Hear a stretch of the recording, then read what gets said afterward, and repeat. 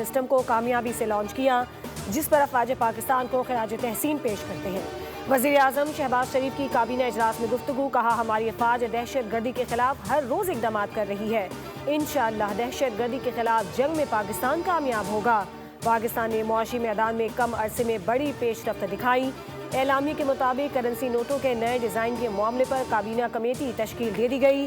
Private حج policy committee کو بھجوا دی۔ کابینہ کمیٹی برائے توانائی کے 23 اور 24 دسمبر کے فیصلوں کی بھی توثیق۔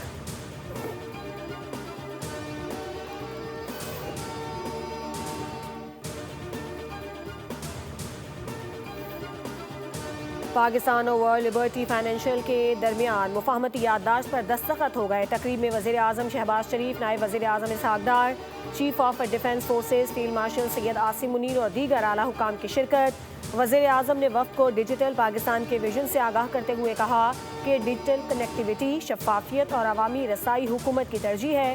ڈیجیٹل ادائیگیاں اور مالیاتی جدت ڈیجیٹل معیشت کا اہم حصہ ہے۔ شہباز شریف نے کہا کہ پاکستان کی ڈیجیٹل مالیاتی منڈیوں میں بڑھتی عالمی دلچسپی خوش آئند ہے۔ پاکستان عالمی ڈیجیٹل فائنانس کا حصہ بن رہا ہے۔